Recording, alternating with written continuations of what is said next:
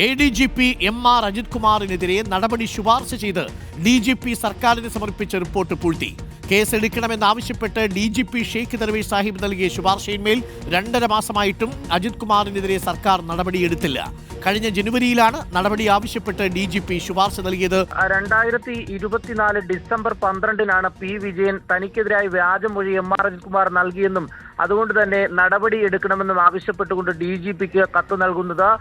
ഈ DGPക്ക് തന്നെ നിലവിൽ MR അജിത് കുമാറിനെതിരെ നടപടി എടുക്കാമെങ്കിലും ഉന്നത പോലീസ് ഉദ്യോഗസ്ഥനായതിനാൽ സർക്കാരിലേക്ക് ആ കത്ത് കൈമാറുകയായിരുന്നു. തുടർന്ന് ജനുവരി തുടക്കത്തിലാണ് സർക്കാർ തന്നെ DGPയോട് ഈ കത്ത് തിരികെ നൽകിയതിനു ശേഷം അന്വേഷിക്കണമെന്നും തുടർന്ന് എന്ത് നടപടി സ്വീകരിക്കണമെന്ന് അറിയിക്കണമെന്നുമുള്ള ഒരു കാര്യം സർക്കാർ തന്നെ നൽകുന്നത്, മുഖ്യമന്ത്രി തന്നെ നൽകുന്നത്. തുടർന്നാണ് ജനുവരി അവസാനത്തോടു കൂടി DGP ഈ MR അജിത് കുമാർ നൽകിയ മൊഴി വ്യാജമാണെന്നും അദ്ദേഹത്തിനെതിരെ നടപടിയെടുക്കണമെന്നും ക്രിമിനലായോ സിവിലായോ കേസെടുക്കണമെന്ന് ആവശ്യപ്പെട്ടുകൊണ്ട് മുഖ്യമന്ത്രിക്ക് റിപ്പോർട്ട് സമർപ്പിക്കുന്നത്. അത് ശുപാർശയടക്കമാണ് ആ റിപ്പോർട്ട് നൽകുന്നത്. പക്ഷേ അതിനുശേഷം 2.5 മാസമായിട്ടും സർക്കാർ ഒരു തരത്തിലുള്ള നടപടിയും ADGP MR അജിത് കുമാറിനെതിരെ എടുത്തിട്ടില്ല എന്നുള്ളതാണ്. മാനനഷ്ട കേസ് അടക്കമുള്ള സിവിൽ നടപടികളും അല്ലെങ്കിൽ ക്രൈം കേസും എടുക്കാവുന്നതാണ്, പക്ഷേ എടുത്തില്ല.